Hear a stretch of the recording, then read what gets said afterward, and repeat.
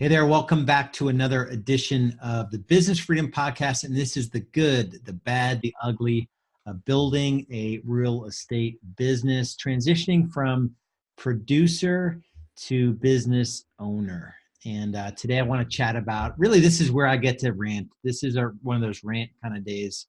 There's a lot of different models in the real estate industry, teams, quote unquote, that scale quickly. And we never quite get the opportunity to look at the financials of any of these businesses.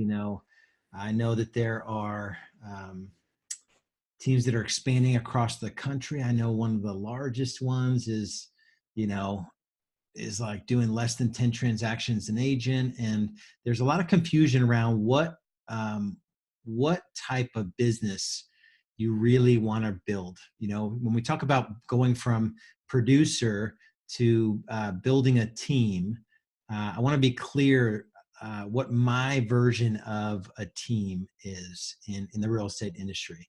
And I call it, it just so happens that my business is called High Performance Real Estate Advisors.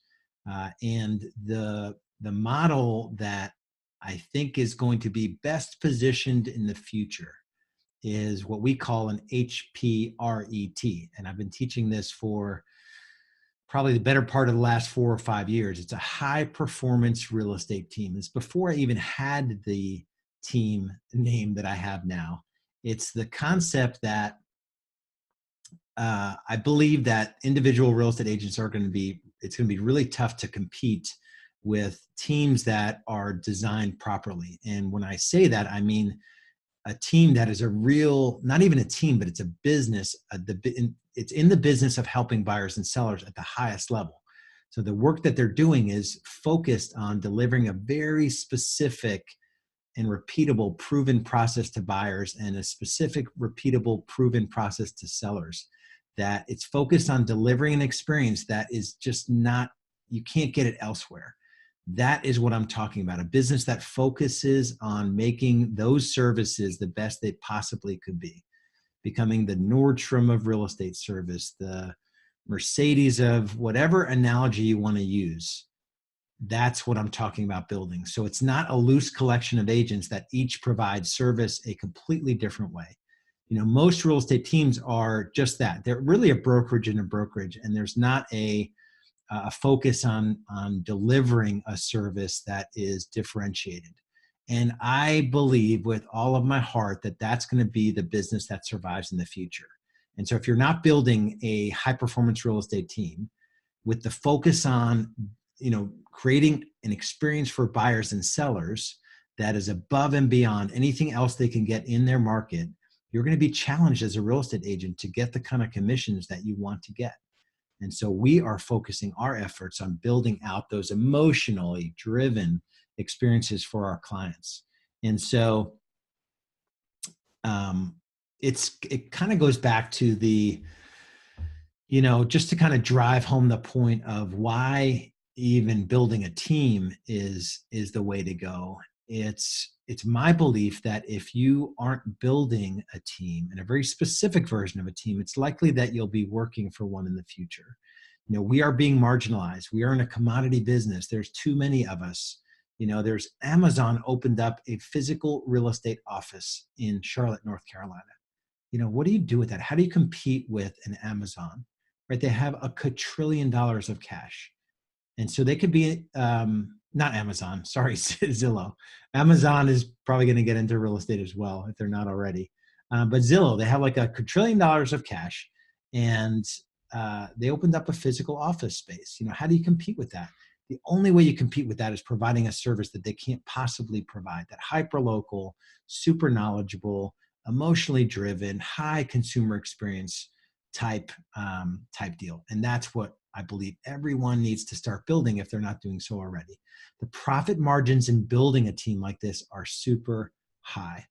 And that's what I want to really get the point across here. If you're a top producing agent, the risk of sort of staying in the grind of production and not shifting toward building a team is that, number one, it's going to be hard to compete with a high performance real estate team in the future, and you'll limit your income and ultimately burn out. And so I kind of started the podcast today with the question, what is the point of doing this? If I didn't start it with that, that is the title of today's session. What is the point of doing all this, right? Why build a real estate team, any team versus a high performance real estate team?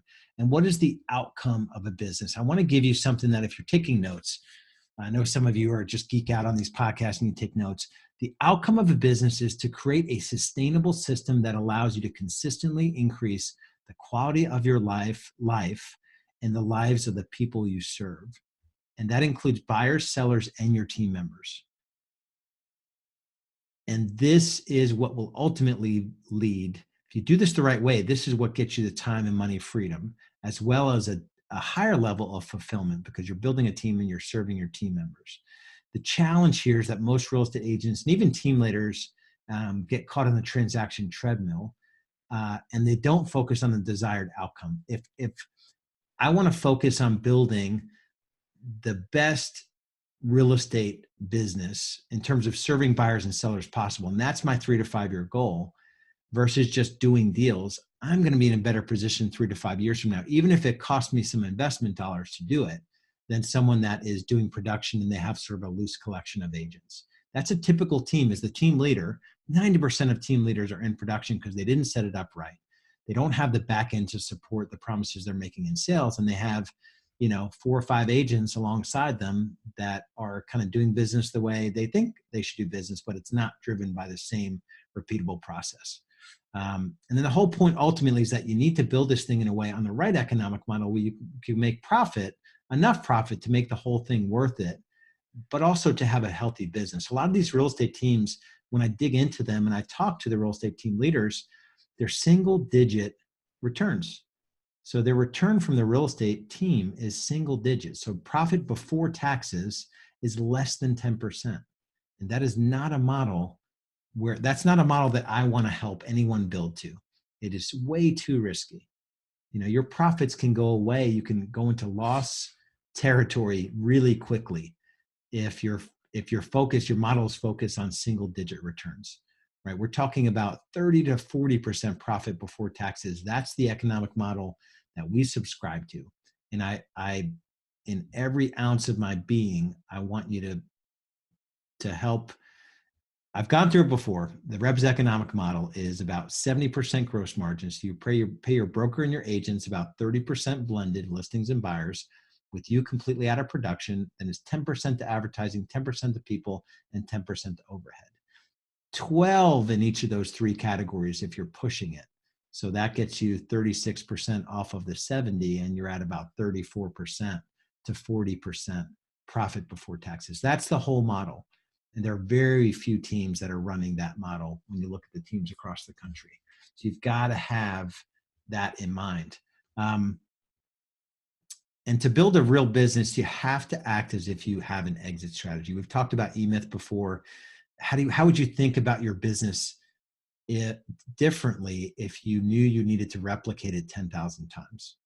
So that's like the ultimate question. Like, you'd have to get out of production because you couldn't be in production in 10,000 different teams, right?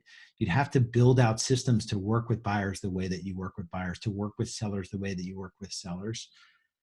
So that is the question. You have to focus on the mindset of building a business as if you couldn't be in it. And to have a business that's sellable, you can't be the most important cog in the business. And that's how to think about your business. So hopefully this was helpful. My point here is to drive home the fact that our industry is transforming in significant ways, where if you don't make this decision where you want to end up, the industry will decide where you end up.